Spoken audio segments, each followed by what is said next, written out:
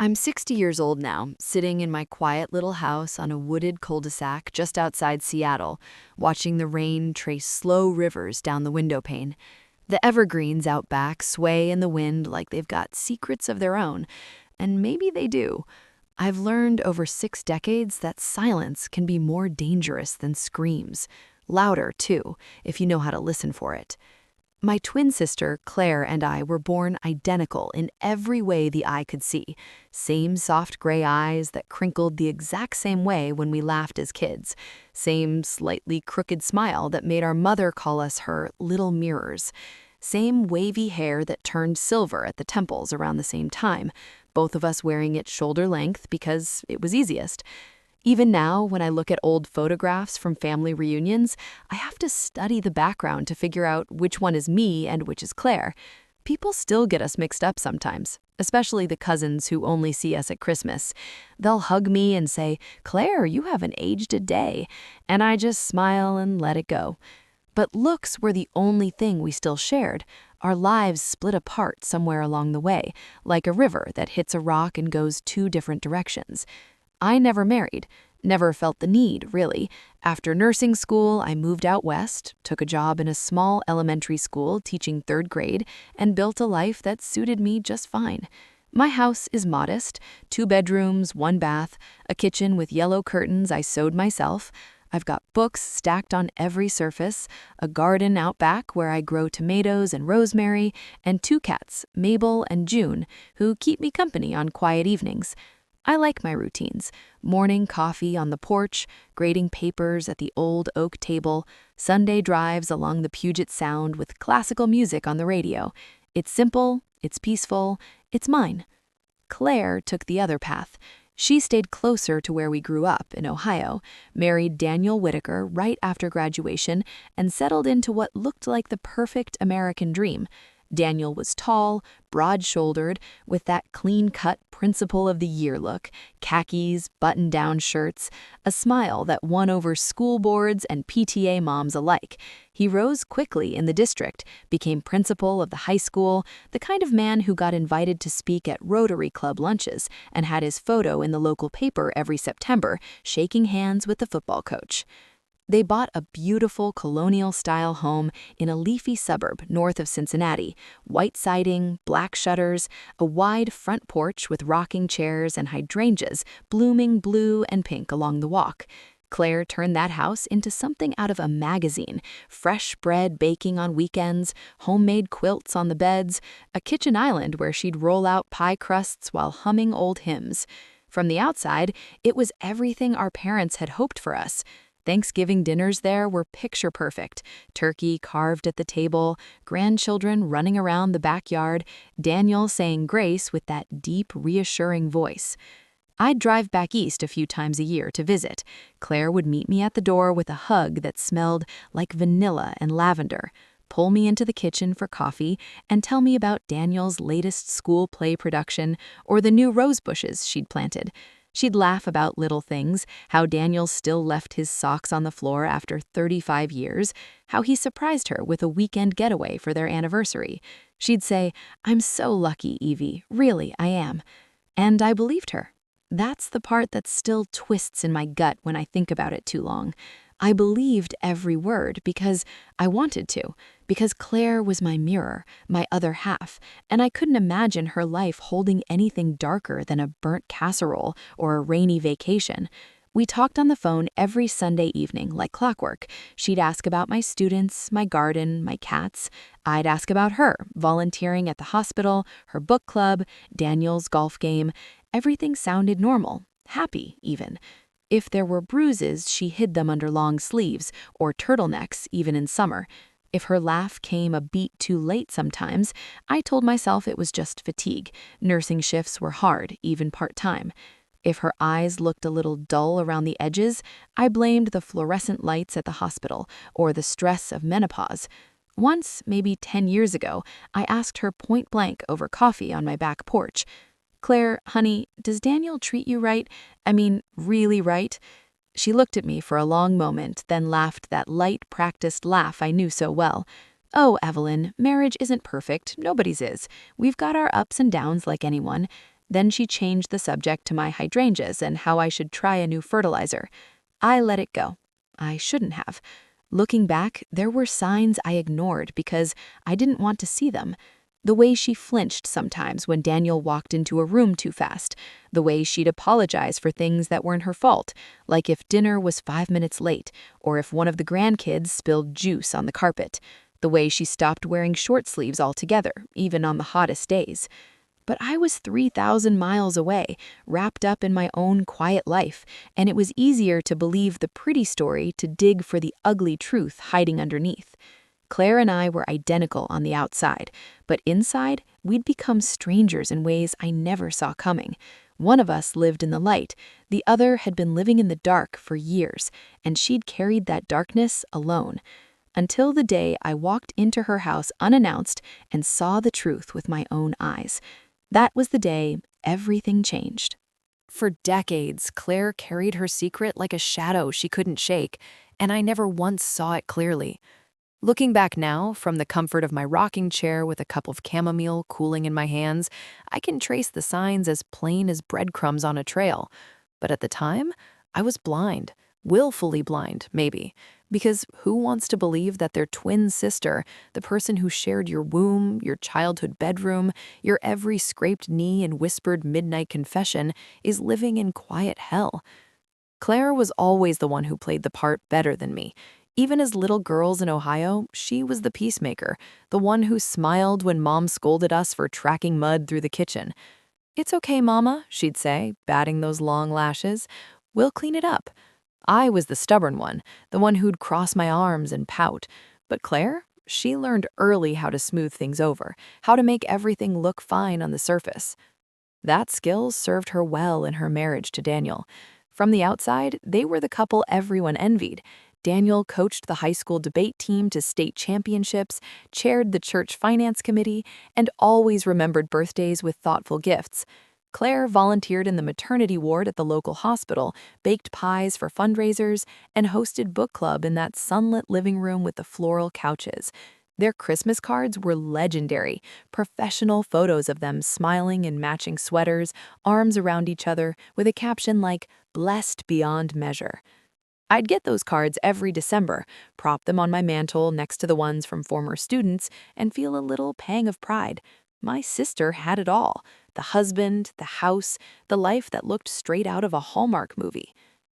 But there were moments, fleeting ones, that should have tipped me off. Like the Thanksgiving 10 years ago, when Claire showed up wearing a high-necked sweater, even though the house was warm from the oven. It was 80 degrees outside, unseasonably hot for Ohio, and everyone else was in short sleeves. I teased her about it. "You turning into a vampire, sis? Afraid of a little sun?" She laughed it off, said she'd been chilly all week, maybe coming down with something. Later, when she reached for the cranberry sauce, her sleeve rode up just enough for me to glimpse a yellowish bruise on her forearm, shaped like fingerprints. I asked about it. "Oh, clumsy me," she said with that bright smile. "Bumped into the corner of the kitchen island carrying groceries." I nodded, accepted it. Why wouldn't I? Accidents happen. Then there was the way she started flinching at sudden movements. At family gatherings, if Daniel walked up behind her too quickly to refill her glass, she'd tense up, just for a second, before relaxing into that practiced smile. I noticed it once or twice, but told myself it was nothing. Maybe she'd been startled by a horror movie they watched. Maybe her nerves were frayed from long shifts at the hospital. Her phone calls changed, too, slowly over the years. In the beginning, when they were newlyweds, she'd call me giggling about little newlywed things, how Daniel surprised her with breakfast in bed, how they stayed up late talking about their future. But gradually, the calls grew shorter. She'd sound tired, say Daniel was waiting on her to watch a show or head out to dinner. Once, I heard him in the background, his voice sharp. "Claire, who are you talking to?" She hurried off the phone with a quick, "Love you, Evie, talk soon." I asked her about that one Sunday evening, a few years before everything came crashing down. We were on our weekly call, me curled up on my couch with Mabel purring in my lap, Claire whispering from what sounded like her bedroom closet. "Everything okay over there?" I pressed gently. "You sound, I don't know, off." There was a long pause. I could hear her breathing. Then that light laugh again, the one that didn't quite ring true anymore. "Oh, Evelyn, I'm fine, just tired. Daniel's been stressed with end-of-year evaluations at school, and it rubs off on me. Marriage isn't perfect. Nobody's is. We've got our ups and downs like anyone else." I remembered nodding to myself, even though she couldn't see me. "Well, as long as he's treating you right, that's all that matters." "He is," she replied quickly. Too quickly. "Really, we're good." And I let it go. Again. God forgive me, I let it go. There were other things, the way she stopped wearing her favorite sundresses, the ones with thin straps that showed her shoulders, the way she'd cancel plans to visit me at the last minute, always with some excuse about Daniel needing her for a school event or a sick friend, the way her eyes, once so bright, seemed to have a permanent veil of caution over them. But I was busy with my own life, grading papers, planning lessons, tending my garden. I told myself Claire was happy, that if something truly was wrong, she'd tell me. We were twins, after all. We shared everything growing up. She'd know she could confide in me. I didn't understand then what I know now, that abuse doesn't always leave visible scars, that it chips away at your spirit slowly until you start believing the lies, that it's your fault, that you deserve it, that no one will believe you anyway, that the shame is heavier than the fear. Claire smiled through every family dinner, every holiday, every Sunday phone call. She hid the pain so well that even I, her mirror, her other half, couldn't see it. And that's the part I regret most of all. Not just that I didn't push harder, ask more questions, drive out there unannounced sooner, but that I believed her when she said everything was fine. Because it wasn't. It wasn't at all. It was a Tuesday in early spring. One of those damp Pacific Northwest days where the sky hangs low and gray and the rain comes down in a steady whisper that makes everything feel muffled and heavy.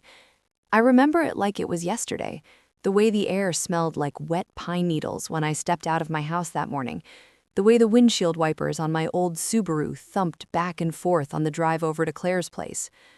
I'd baked her favorite lemon bars the night before, the kind with the powdered sugar on top that she used to steal from the cooling rack when we were kids.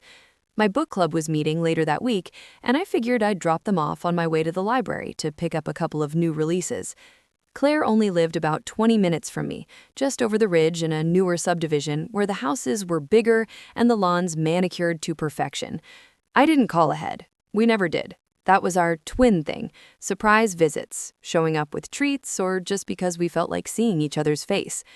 Her silver Honda was in the driveway when I pulled up, parked neatly in front of the two-car garage. The hydrangeas along the front walk were just starting to bud, big, promising globes of pink and blue that she babied every year.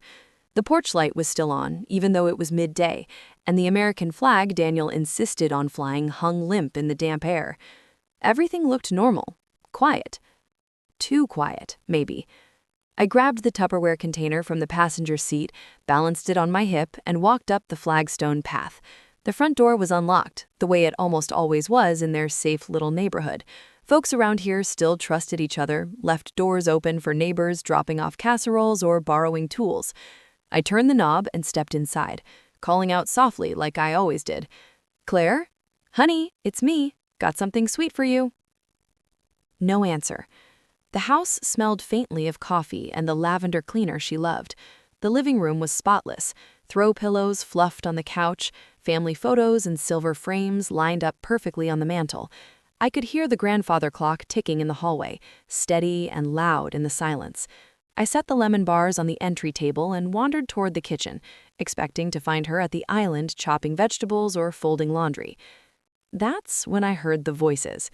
Low at first, muffled through the closed French doors that separated the kitchen from the dining room. Daniel's voice, deep, controlled, the same voice he used when addressing the school board or disciplining a student. But there was an edge to it I'd never heard before. Sharp, cold. "You think you can just ignore me when I'm talking to you?" Claire's reply was barely audible, a whisper. "I wasn't ignoring you, Daniel. I just—" Then a pause. A terrible, heavy pause. I stepped closer, my sensible walking shoes silent on the hardwood. Through the frosted glass panels, I could see shadows moving. My heart started to pound, some instinct telling me to turn around, to leave, to pretend I hadn't come. But I couldn't. I pushed the door open just a crack, and I saw it. Daniel standing over her, his back to me, broad shoulders tense under his button-down shirt. Claire pressed against the counter, her hands gripping the edge like it was the only thing keeping her upright. Her face was pale, eyes downcast, the way she used to look when our father raised his voice. Not that he ever hit us, but the fear was the same. Daniel's hand moved fast, not a wild swing, not some outburst of uncontrollable rage. It was deliberate, controlled. His open palm connected with her cheek with a sound that made my stomach drop, a sharp, sickening crack that echoed in the quiet kitchen. Claire's head snapped to the side. She didn't cry out. She didn't even gasp. She just stood there, one hand slowly rising to touch her face, shoulders curling inward like she was trying to make herself smaller, invisible. "I'm sorry," she whispered. "I didn't mean to." "You never mean to," he cut her off, voice low and venomous. "But you do it anyway." My Tupperware container slipped from my fingers and hit the tile floor with a thud. Lemon bars scattered everywhere, crumbs and powdered sugar exploding across the clean white surface like snow. The noise made Daniel spin around. For a split second, surprise flashed across his face, eyes wide, mouth open. Then it hardened into something colder. "Evelyn," he said, smoothing his voice back into that principal tone. "Didn't hear you come in." Claire's eyes met mine across the room, wide, pleading, ashamed. A red mark was already blooming on her cheek, stark against her pale skin. I saw everything in that look. Years of this, years of hiding, years of silence. My mouth opened, but no words came. I just stood there, frozen, staring at my sister, my mirror, my other half, broken and quiet, while the man she loved for nearly 40 years loomed over her like she was nothing. Something inside me snapped that day. Not with a scream or a shout, just a quiet, irreversible break, like ice on a pond giving way under too much weight. I didn't know it yet, but that was the moment everything changed. I didn't confront Daniel right then and there. Part of me wanted to march across that kitchen, grab the cast iron skillet off the stove and swing it like I was back on the softball field in high school. But the look in Claire's eyes stopped me cold. It wasn't just fear, it was panic, raw and desperate, pleading with me to stay quiet. One wrong word, one raised voice, and whatever fragile shield she'd built around her life might shatter completely. So I did the hardest thing I've ever done in my 60 years. I swallowed the rage burning in my throat, forced a tight smile onto my face, and said, "Sorry, Daniel, didn't mean to startle you folks. I just brought lemon bars and thought I'd surprise Claire." He recovered quickly, that polished principal mask sliding back into place. "Evelyn, good to see you," he said, stepping forward like nothing had happened. "You're always welcome, of course. Claire we were having a little discussion about dinner plans." He chuckled, the sound as fake as plastic fruit. "You know how it is." Claire bent down to pick up the scattered lemon bars, her back to him, hands trembling as she gathered the broken pieces into the lid of the container. I knelt to help her, my fingers brushing hers. She wouldn't meet my eyes. I stayed for exactly 10 minutes, long enough to drink half a cup of coffee standing up in the kitchen, making small talk about the weather and my garden back in Seattle. Daniel hovered the whole time, refilling my cup before I'd taken more than a sip, asking about my drive, telling me about the new curriculum changes at school. Claire stayed quiet, nodding along, her cheek still flushed from the slap. When I left, I hugged her at the door like always. She clung to me a second longer than usual, her body rigid. "Drive safe, Evie. Love you." I waited in my car down the street, engine off, watching the house. At 6:15, Daniel's SUV backed out of the driveway and headed toward the high school. He had a school board meeting that night, one he'd mentioned a dozen times over the years. As soon as his taillights disappeared around the corner, I turned the car around and went back. Claire opened the door before I could knock. Her face was pale, eyes red-rimmed. She looked like she'd aged 10 years in 10 minutes. We didn't speak until we were in my car, pulling away from the curb. I drove without a plan, just away, past the neat rows of colonials, past the grocery store where she shopped every Tuesday, past the high school where he ruled like a king. When we hit the highway heading west, toward my place, she finally broke. The tears came first, silent at the start, then great heaving sobs that shook her whole body.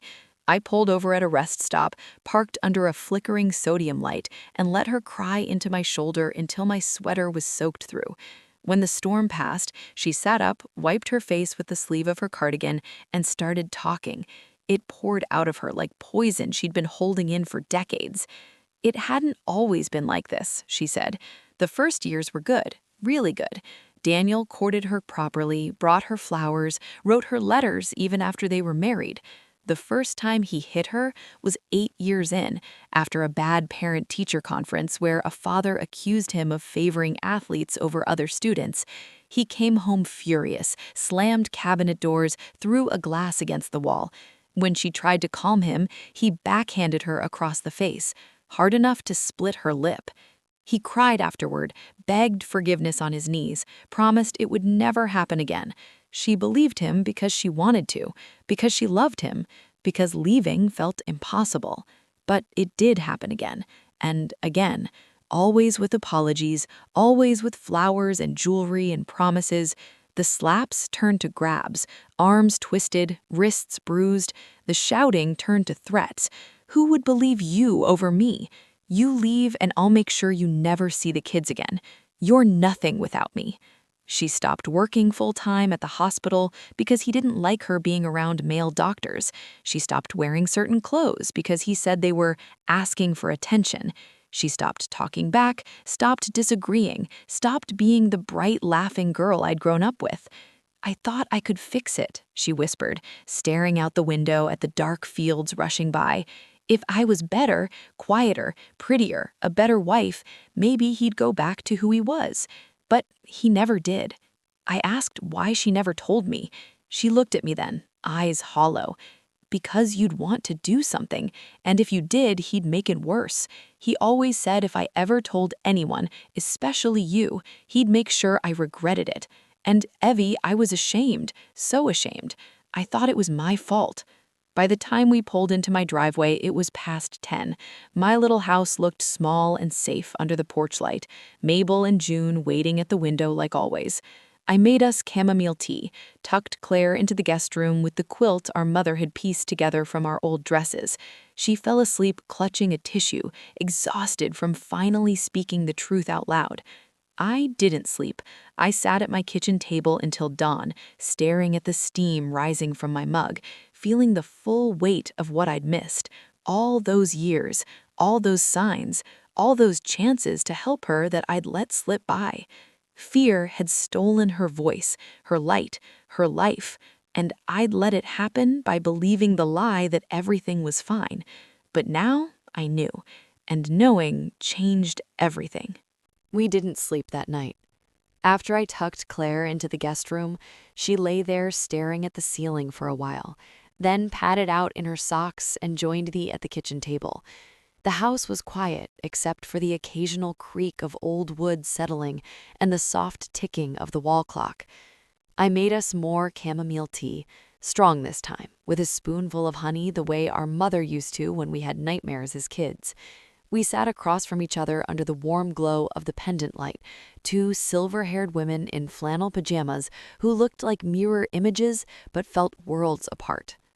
Claire's cheek still bore the faint red mark from Daniel's hand. Every time I glanced at it, anger surged through me again, hot and helpless. But I kept my voice soft. She'd had enough shouting to last a lifetime. We talked until the first gray light of dawn crept through the windows. At first, it was just more tears, hers and then mine when I couldn't hold them back anymore. She repeated the stories she'd started in the car, the years of walking on eggshells, the way he'd criticize her cooking, her clothes, her laugh if it was too loud at a dinner party, how he'd apologize with grand gestures, roses delivered to the hospital, a new necklace for their anniversary, only to start the cycle over again weeks later. I asked the hard questions I'd been too polite or too scared to ask before. Why didn't she leave? Why not tell the kids? Why not call the police after the first time? Her answers broke my heart all over again. Leaving wasn't simple when you'd spent 35 years building a life with someone. The house was in his name. Their savings were joint, but he controlled the accounts. He'd threatened to ruin her reputation, tell everyone she was unstable, menopausal, imagining things. Who would believe the crazy wife over the respected principal, he'd say. And the kids, grown now with families of their own, adored their father. She couldn't bear the thought of tearing the family apart, of them having to choose sides. As for the police, she'd thought about it more times than she could count, but Daniel knew every officer in town. He'd coached half their kids in Little League, sat on charity boards with the chief. She was convinced any report would disappear, and the punishment when he got home would be worse. By the time the tea was cold, we'd exhausted every normal option. Shelters felt too far away, too risky. He'd track her down. Divorce lawyers? He'd drag it out for years, bleed her dry financially and emotionally. Intervention? Too explosive. He'd charm his way through it, make her look like the hysterical one. We sat in silence for a long stretch, listening to the rain start up again outside. Mabel jumped onto the table, rubbed against Claire's arm, and settled in her lap like she knew something was wrong. That's when I said it, the idea that had been forming in the back of my mind since the moment I saw his hand connect with her face. What if I became you for a little while? Claire looked up slowly, eyes swollen but sharp. What do you mean? I leaned forward, keeping my voice low even though we were alone. We're identical, Claire. Always have been. We've switched places 100 times. High school pranks, that double date with the Peterson boys, even fooling Mom that time we both wanted to skip church. What if I moved into your house for a week or two? You could stay here or go to Cousin Linda's cabin like we talked about. I'd wear your clothes, your ring, do your routines, and I'd wait. Claire stared at me like I'd suggested robbing a bank. Wait for what? I'd wait for him to show his true colors, to raise his hand at you, and when he does, I paused, feeling the weight of what I was saying. I won't flinch. I won't apologize. I'll look him in the eye and let him know in a way he'll believe that the game is over, that there's proof, that if he ever touches you again, his perfect world collapses. Claire shook her head. No, Evie, it's too dangerous. He's stronger than you think. If he... I won't, I cut in gently, because I won't be afraid, and fear is what he feeds on. Take that away, and what's left? We went back and forth for hours. She argued every risk. What if he noticed differences? What if he got violent before I could stop him? What if someone in town saw us switching and word got back to him? But I had answers. We'd prepare meticulously, haircuts to match exactly, me studying her daily schedule, her handwriting, the way she loaded the dishwasher. I'd memorize the little things only they shared, inside jokes, private arguments, the pet names they used when no one was around. And the proof, I'd plant the idea that evidence already existed. Photos of bruises, she had old ones saved on a hidden USB drive, recordings, emails sent to a lawyer friend of mine in Seattle who'd hold them sealed unless needed. It wasn't about physical revenge. I wasn't going to fight him. It was about giving him a taste of the fear he'd force-fed her for years. The fear of losing everything, reputation, job, freedom. The kind of fear that makes a person change. By the sunrise, with the rain slowing to a drizzle and birds starting to sing in the evergreens, Claire's resistance crumbled, not because she wanted me to do it, but because she was out of hope and out of options. She reached across the table and squeezed my hand. Our hands, identical down to the faint age spots and the wedding ring tan line on hers. Okay, she whispered, but promise me you'll be careful. Promise you'll get out at the first sign of real danger. I promised. We spent the rest of that week planning like generals before battle, lists, timelines, contingencies, and underneath it all, the quiet understanding only twins share, that sometimes to save one of us, the other has to step into the fire. It wasn't revenge, it was rescue. and it was only possible because we were two halves of the same whole. A week later, we made the switch. The days leading up to it felt like a strange dream, part espionage thriller, part desperate family intervention. Claire and I holed up in my little house outside Seattle, turning the kitchen table into mission headquarters. We spread out notebooks, calendars, and printouts like we were planning a bank heist instead of a temporary identity swap. Every detail mattered. One slip, and the whole thing could blow up in our faces. First, the physical stuff. We drove into the city to our old hairdresser, Maria, who'd been cutting our hair the same way since the 80s. Just a trim, we told her, sitting side by side in adjoining chairs. Maria didn't bat an eye. Twins getting matching cuts wasn't new to her. By the time we left, our silver-streaked bobs were identical down to the layers and the slight wave at the ends. Claire shipped me a big box of her clothes, the soft cardigans she favored, the sensible slacks, the floral blouses she wore to hospital volunteer shifts. I tried everything on in front of the full-length mirror in my bedroom, turning this way and that, studying how the fabrics hung on my body, the same body as hers, but somehow different, because I'd never had to shrink myself to fit someone else's expectations. I practiced her walk, a little slower now, shoulders slightly rounded from years of caution, her voice softer with that gentle Midwestern lilt that hadn't faded even after years on the West Coast. The way she said honey when talking to Daniel, warm on the surface, careful underneath. We recorded each other on our phones, playing back conversations until I could mimic her perfectly. Claire coached me on the daily routines. Coffee at 6:30 a.m., black for him, 1 sugar and a splash of milk for her. Breakfast on weekdays, oatmeal with blueberries if they were in season. Laundry on Tuesdays, folded a certain way. Towels in thirds, his shirts hung immediately so they didn't wrinkle. Dinner by 6 sharp when he didn't have meetings. I memorized the grocery list, the neighbors' names, the way she signed emails to their grown kids. Most importantly, she told me the private things, the ones only Daniel would know. The nickname he called her in bed, the argument they'd had about vacation last summer, the way he liked his back scratched after a long day, the threats he'd whispered in the dark.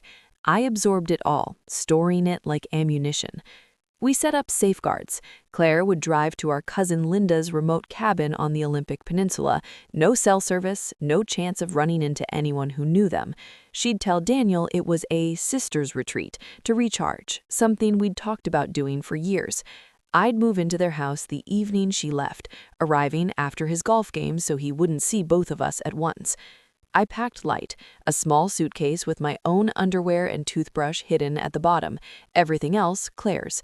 In my purse, a can of pepper spray and a burner phone with only my lawyer friend's number programmed, just in case. The day came too fast. We hugged in my driveway, holding on longer than we ever had. Claire's hands trembled as she pressed her wedding ring into my palm, the simple gold band she'd worn for 38 years. "Be careful, Evie," she whispered, tears in her eyes. "If anything feels wrong, get out. Promise me." "I promise," I said, slipping the ring on. It fit perfectly, of course. I watched her drive away in my Subaru heading west toward the ferry. Then I got into her Honda, shipped to me earlier that week, and pointed it east toward the life I was about to borrow. The drive took 4 hours. I stopped once for gas and coffee, practicing Claire's soft thank you to the cashier. By the time I pulled into their neighborhood, the sun was low in the sky, painting the colonial houses golden. The flag was flying on the porch. Everything looked peaceful. Daniel's car was in the garage when I arrived. I parked beside it, took a deep breath, and walked in through the side door like I'd done it 1,000 times. "Honey," I called, using Claire's gentle lilt. "I'm home." He appeared in the hallway, still in his golf shirt, hair slightly tousled. He smiled, the public smile, the one he gave parents and teachers, and came over for a quick peck on the cheek. "Good trip planning?" he asked, barely looking at me as he scrolled through his phone. "It was lovely, dear," I replied, hanging my purse on the hook by the door. My heart hammered so hard I was sure he could hear it. He nodded, already turning away. "Dinner smells good. I'm starving." I'd started a roast in the slow cooker that morning, Claire's recipe, set on a timer. The house smelled of rosemary and garlic, comforting and familiar.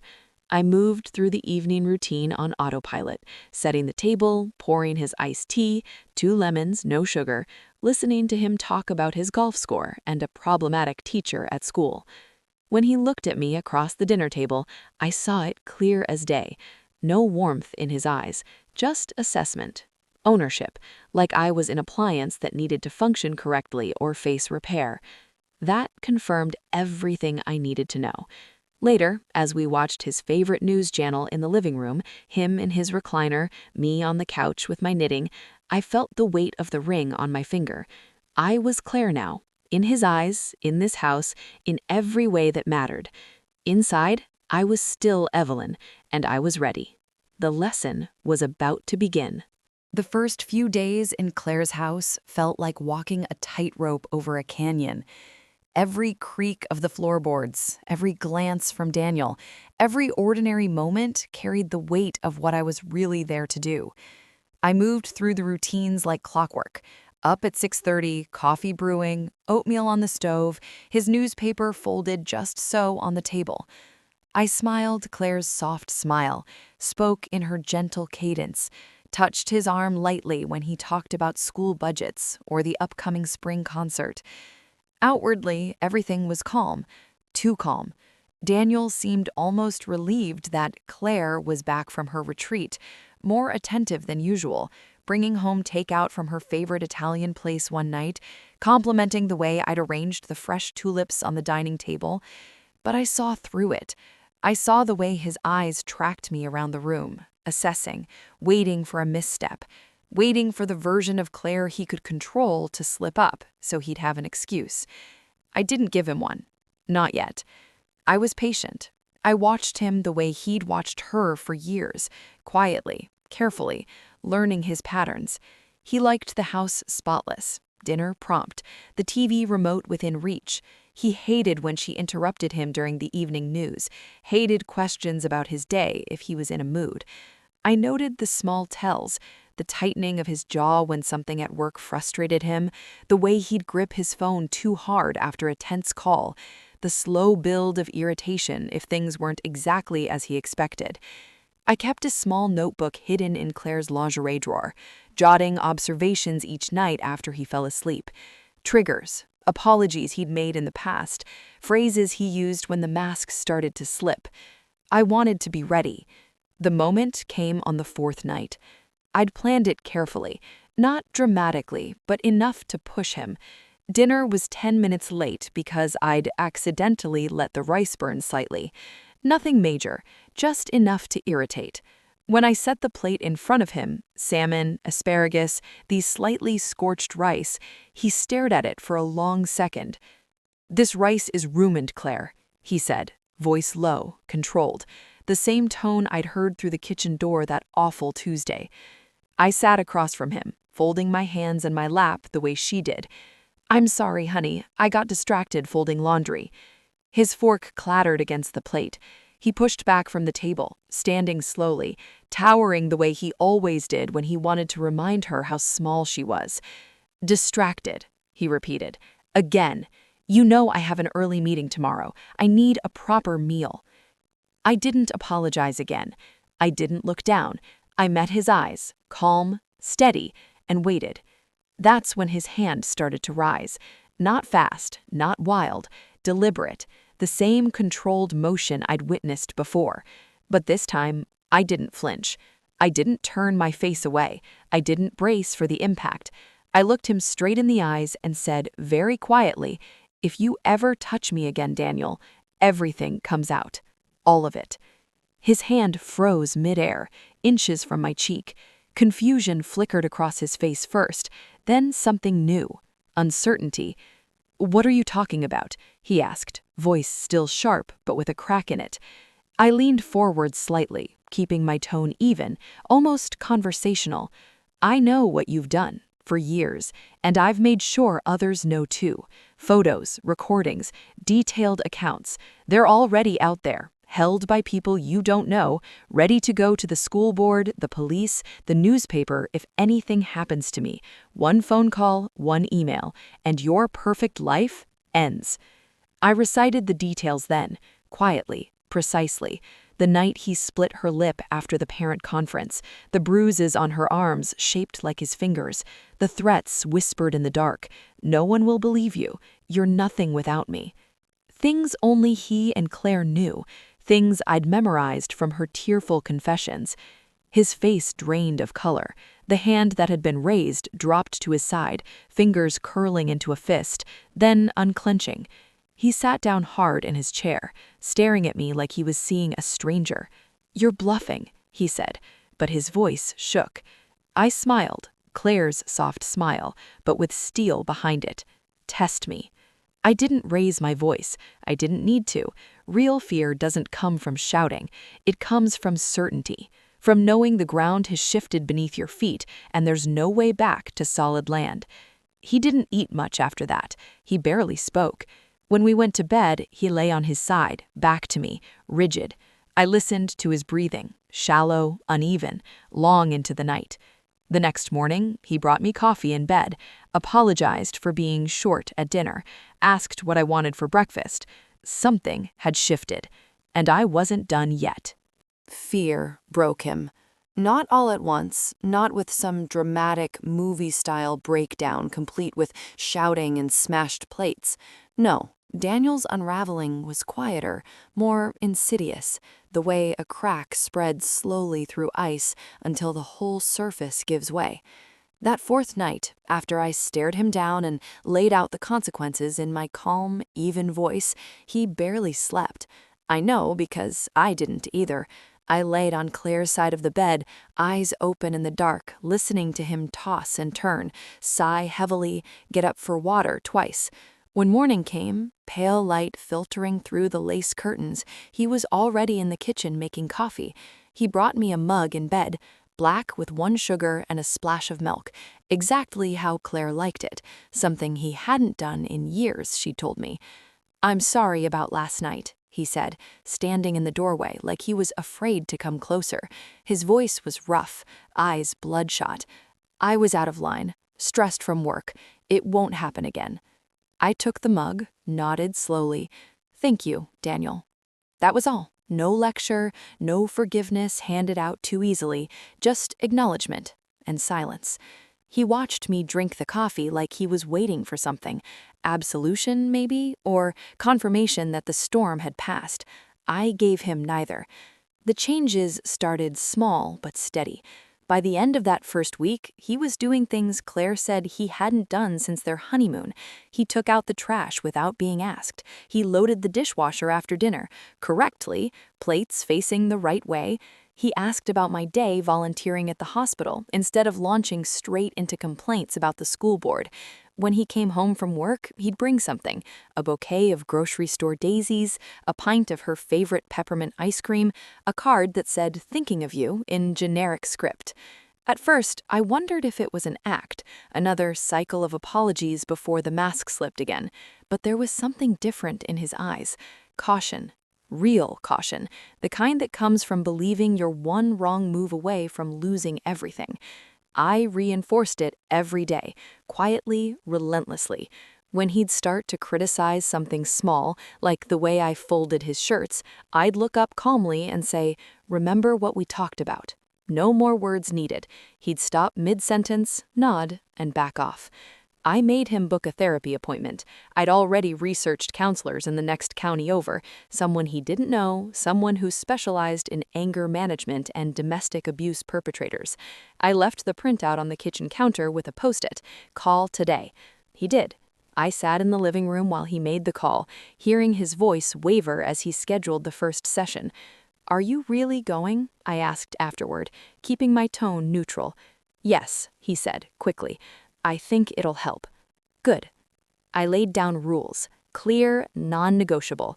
No raised voices, no grabbing, even in play, no controlling the finances or questioning where Claire went during the day. Therapy twice a week. If any rule was broken, the evidence went out. I made him believe it was already in motion. Emails timed to send, envelopes sealed and mailed to my lawyer friend in Seattle. He believed me. I saw it in the way he started walking lighter around the house, like he was afraid of making too much noise, the way he'd pause before speaking, choosing words carefully, the way he looked at me sometimes, not with possession anymore, but with something closer to respect, or fear, maybe both. Within days, the house felt different. The air wasn't thick with tension anymore. Meals were quiet but not strained. Evenings, he'd sit in his recliner reading instead of scrolling news sites that wound him up.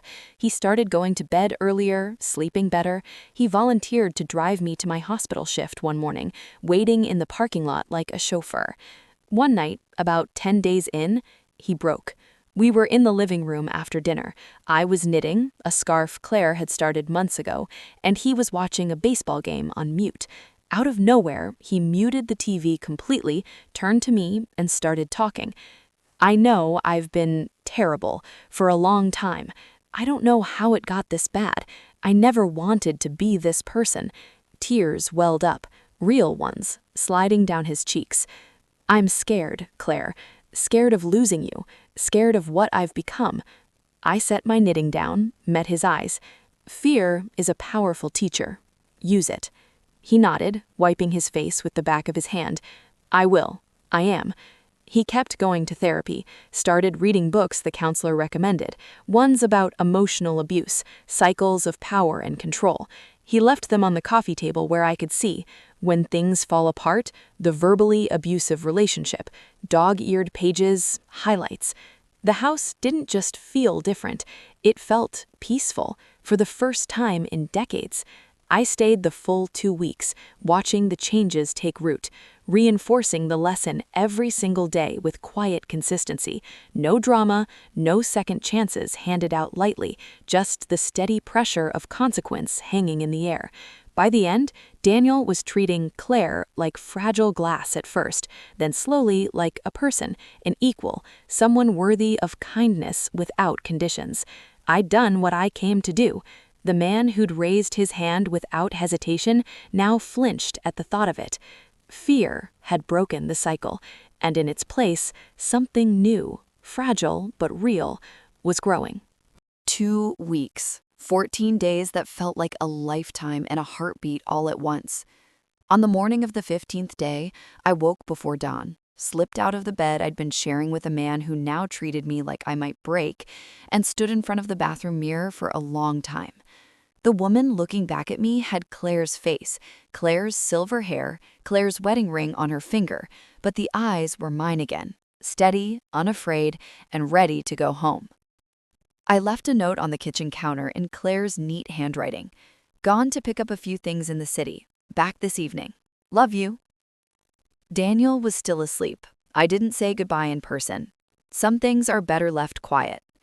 I drove Claire's Honda to the same rest stop parking lot where we'd swapped cars 2 weeks earlier. The rain had stopped overnight, and the air smelled clean, like the world had been rinsed.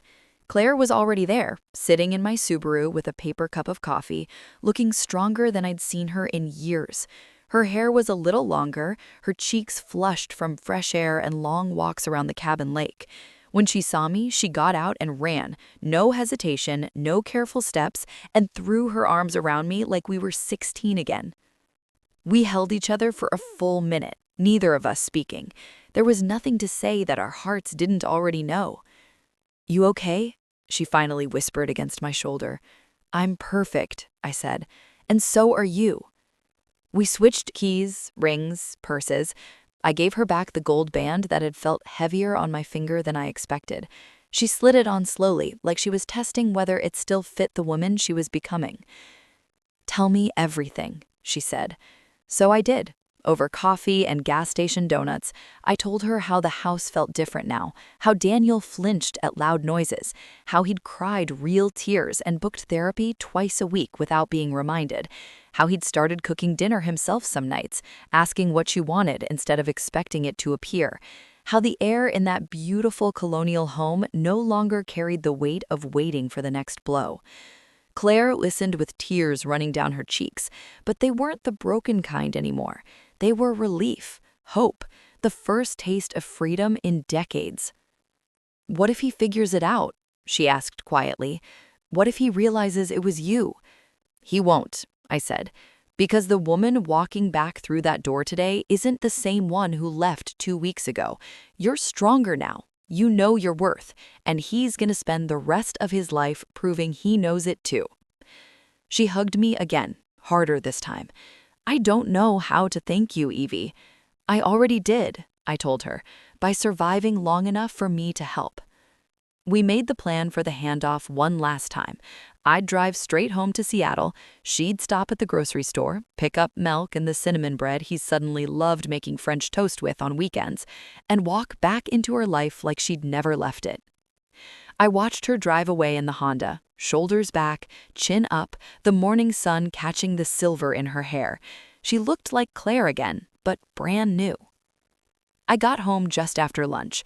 Mabel and June greeted me at the door like I'd been gone years instead of weeks. My little house smelled like pine cleaner and safety. I unpacked the few things I'd taken, burned the notebook with my observations in the fireplace, and took the longest shower of my life, washing her lavender soap off my skin and letting the hot water carry away every second of borrowed fear. That night, Claire called. "He was waiting at the door," she said, voice hushed but steady. "Had coffee ready, asked how my drive was, hugged me like he was scared I wouldn't come back." "And?" I asked. "And I let him." A soft laugh escaped her. "Evie, he carried my groceries in, asked what I wanted for dinner, said he missed me."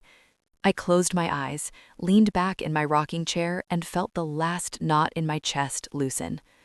Over the next months, the updates kept coming.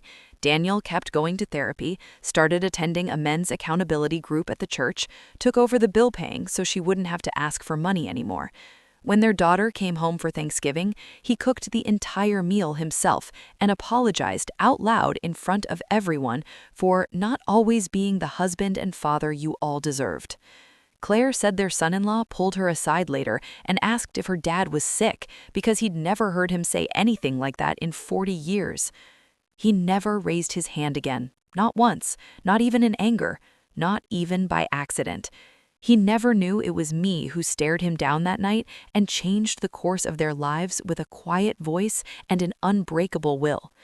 And Claire, she started wearing short sleeves again, took an art class at the community center, laughed loud and long when their grandchildren chased her around the backyard. She bloomed. Some nights she calls just to talk, and I hear the woman I grew up with, the bright, fearless girl who used to dare me to climb the highest tree and jump into the creek first. That's how I know it worked. The switch is over, the lesson stuck, and my sister finally came home to herself. I've carried this story for 20 years since it happened, locked away tighter than the old cedar chest in my attic, where I keep our mother's wedding dress and the letters Claire and I wrote each other during nursing school. 20 years of Sunday phone calls, holiday visits, quiet moments rocking on my porch, watching the Puget Sound fog roll in. 20 years of knowing what I did and never breathing a word of it to another soul. Claire passed peacefully 5 years ago this coming spring. She went in her sleep, in that same colonial house with the hydrangeas, Daniel holding her hand, and their grandchildren's photos on the nightstand. The funeral was packed. Former students of his, nurses she'd worked with, neighbors who brought casseroles for weeks. Everyone said the same thing. What a beautiful love story they'd had, how devoted he was in her final years, how gentle he'd become. They weren't wrong, not entirely. Daniel changed that night I stared him down, and every day after. He kept going to therapy long after the mandatory sessions, started volunteering at a local domestic violence shelter, quietly, anonymously, helping with fundraising, fixing things around the building. He told Claire once, late one night when they thought the kids weren't listening, that he wanted to give back for all the years he'd taken. She forgave him, slowly, over time, said she saw real remorse in him, the kind that doesn't need grand gestures, just steady, daily effort. I never fully forgave. I couldn't. Some things leave a mark that doesn't fade even when the bruise heals. But I respected the man he became, and I loved my sister enough to let her choose peace in her final chapter. So why am I telling this now, at 80, with my own hands starting to shake when I pour coffee, and my cats the only ones waiting for me at the door? Because silence almost killed her. Because abuse thrives in the dark, behind perfect curtains and polite smiles, in houses that look just like yours or mine. It hides in marriage isn't perfect, and he's just stressed, and it's not that bad. It convinces good women, strong women, smart women that they're alone, that it's their fault, that no one will believe them. Claire almost believed it forever. I think about the women who don't have a twin, who don't have someone willing to step into the fire for them, who sit at kitchen tables crying alone, or flinch at sudden movements, or wear long sleeves in summer. I think about the ones who never get out, who stay until it's too late, or who leave and pay a price that no one should have to pay. I'm telling this because I'm old enough now that the fear of judgment doesn't hold much weight. What are they going to do? Gossip about the retired school teacher who lives quietly with her cats? I've outlived most of the people who'd care anyway. And because Claire asked me to, in her way. In her last months, when the cancer had taken her strength, but not her spirit, we sat on her porch swing like we did as kids. She took my hand, our hands still identical, wrinkled and spotted now, and said, "Evie, if I go first, promise me you'll tell it someday. Not for revenge, not even for us, for the ones still trapped. Let them know it's possible to break the cycle, that fear can be turned around, that sometimes help comes from the most unexpected places." I promised her. So here it is. That night, and the weeks that followed, I became my twin sister not to destroy a man, but to save the woman I loved most in this world. And in doing so, I helped save his soul too. He learned that power built on fear crumbles when someone refuses to be afraid anymore, that real respect isn't demanded, it's earned every single day. Daniel never knew it was me. He went to his grave last year believing Claire found her strength on that retreat, that something in her shifted and forced him to confront himself. Maybe that's better.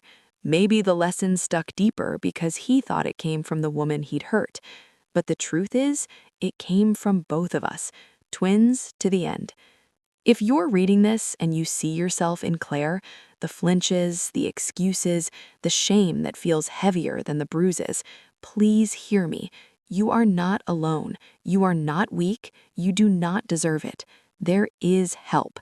There are hotlines, shelters, friends, sisters, strangers who will believe you. Speak, reach, run if you have to. Your life is worth more than his comfort.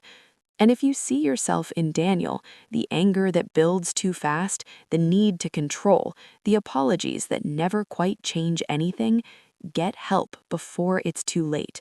Therapy works. Accountability works. Change is possible, even after decades, but it starts with admitting the truth. Fear can be unlearned, even by those who think they hold all the power. That's the truth I've carried for 60 years, through every quiet evening in my little house, every Sunday call, every holiday toast. Claire and I shared a womb, a childhood, a face, and in the end, we shared this secret too. Now it's finally free, and so are we.